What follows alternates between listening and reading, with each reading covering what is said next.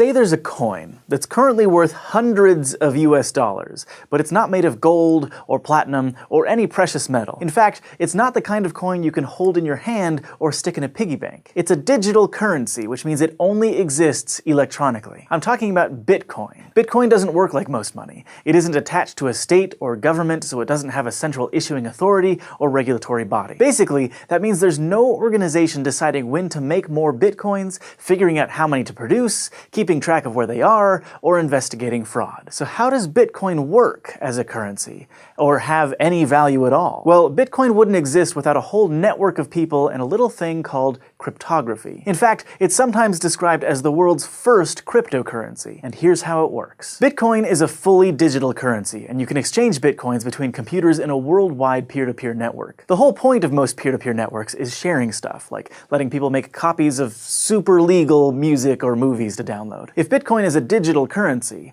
what's stopping you from making a bunch of counterfeit copies and becoming fabulously wealthy? Well, unlike an MP3 or a video file, a Bitcoin isn't a string of data that can be duplicated. A Bitcoin is actually an entry on a huge global ledger called the blockchain, for reasons we'll get to in a minute. The blockchain records every Bitcoin transaction that has ever happened, and as of late 2016, the complete ledger is about 107 gigabytes of data. So when you send someone Bitcoins, it's not like you're sending them a bunch of files. Instead, you're basically writing the exchange down on that big ledger, something like Michael sends Hank 5 Bitcoins. Now, maybe you're thinking, but wait, you said that Bitcoin doesn't have a central authority to keep track of everything. Even though the blockchain is a central record, there's no official group of people who update the ledger and keep track of everybody's money like a bank does. It's decentralized. In fact, anybody can volunteer to keep the blockchain up to date with all the new transactions, and a ton of people do. It all works because there are lots of people keeping track of the same thing to make sure all transactions are accurate. Like, imagine you're playing a game of poker with some pals, but none of you have poker chips and you left your cash at home. There's no money on the table, so a few of you get out some notebooks and start writing down who bets how much, who wins, and who loses. You don't completely trust anyone else, so everyone keeps their ledgers separately. At the end of every hand, you all compare what you've written down. That way,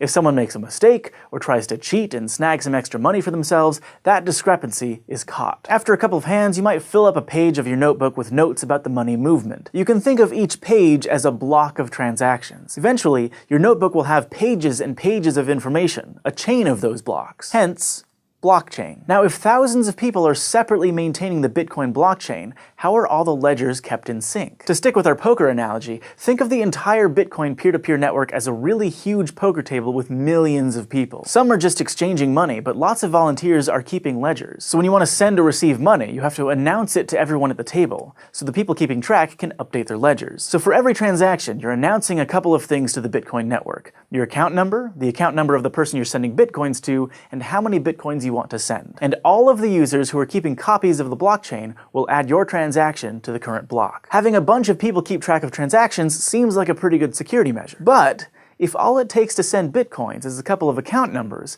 that seems like it might be a security problem. It's a huge problem with regular money. Just think of all the ways criminals try to steal other people's credit card information. And with Bitcoin, there's no central bank to notice anything weird going on to shut down fraud, like if it looked like suddenly you spent your entire life savings on beef jerky. So what's stopping Hank from pretending he's me and just sending himself all of my Bitcoins? Bitcoins are kept pretty safe thanks to cryptography, which is why it's considered a cryptocurrency. Specifically, Bitcoin stays secure because of keys, which are basically chunks of information that can be used to make mathematical guarantees about messages, like, hey, this is really from me. When you create an account on the Bitcoin network, which you might have heard called a wallet, that account is linked to two unique keys: a private key and a public key. In this case, the private key can take some data and basically mark it, also known as signing it, so that other people can verify those signatures later if they want. So let's say I want to send a message to the network that says, Michael sends 3 Bitcoins to Olivia. I sign that message using my private key, which only I have access to and nobody else can replicate. Then I send that signed message out to the Bitcoin network, and everyone can use my public key to make sure my signature checks out. That way, everyone keeping track of all the Bitcoin trading knows to add my transaction to their copy of the blockchain. In other words, if the public key works, that's proof that the message was signed by my private key and is something I wanted to send. Unlike a handwritten signature or a credit card number,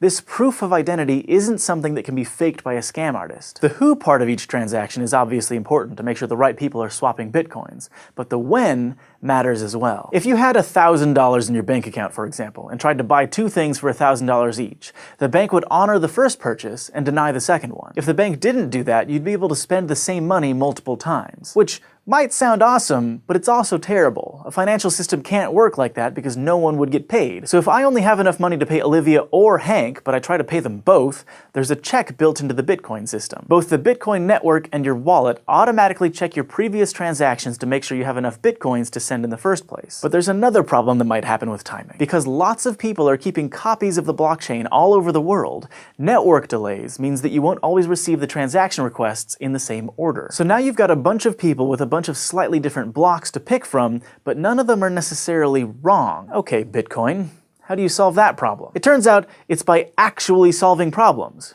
Math problems. To add a block of transactions to the chain, each person maintaining a ledger has to solve a special kind of math problem created by a cryptographic hash function. A hash function is an algorithm that takes an input of any size and turns it into an output with a fixed size. For example, let's say you had this string of numbers as your input, and our example hash function says to add all of the numbers together. So in this case, the output would be 10. What makes hash functions really good for cryptography is that when you're given an input, it's really easy to find the output, but it's really hard to take an output and figure out the original input. Even in this super simple example, there are lots of strings of numbers that add up to 10. The only way to figure out that the input was 1, 2, 3, 4 is to just guess until you get it right. Now the hash function that Bitcoin uses is called SHA-256, which stands for Secure Hash Algorithm 256-bit, and it was originally developed by the United States National Security Agency. Computers that were specifically designed to solve SHA-256 hash problems take, on average, about 10 minutes to guess the solution to each one. That means they're churning through billions and billions of guesses before they get it right. Whoever solves the hash first gets to add the next block of transactions to the blockchain,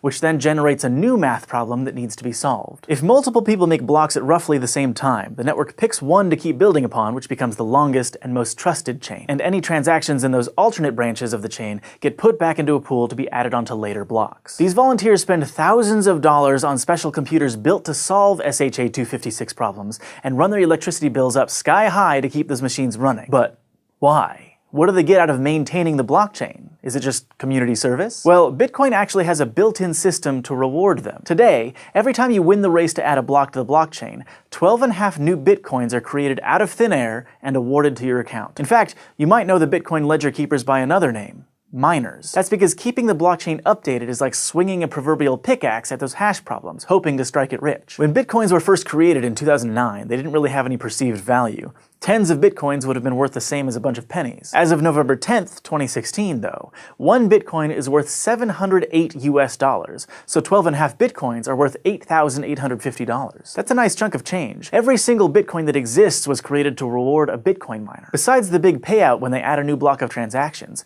miners are also essentially tipped a very small amount for each transaction they add to the ledger. It's also worth noting that every 210,000 blocks, the number of coins generated when a new block is added goes down by half. So what started as a reward of 50 Bitcoins decreased to 25, then 12.5, and it'll only be around 6 Bitcoins in a couple more years, and keep decreasing. Eventually, there will be so many transactions in a block that it'll still be worthwhile for miners to mostly be paid in tips. According to current projections, the last Bitcoin, probably around the 21 millionth coin, will be mined in the year 2140. This decreasing number of Bitcoins is actually modeled off the rate at which things like gold are dug out of the earth. And the idea is that keeping the supply of Bitcoins limited will raise their value over time. So, is investing in Bitcoin a good idea? Now that's not really a SciShow kind of question. Bitcoin is still volatile and experimental. A lot of people love it, and a lot of people think it's doomed to fail. We just think it's an interesting idea, and it makes us wonder what cryptography might do for us next. Thanks for watching this episode of SciShow, brought to you by our patrons on Patreon. If you want to help support the show, just go to patreon.com/scishow, and don't forget to go to youtube.com/scishow and subscribe. Quantum computers are exciting because they can carry out multiple computations at once. This won't make browsing the internet any faster, but it will, for example, let drug companies test all of the possible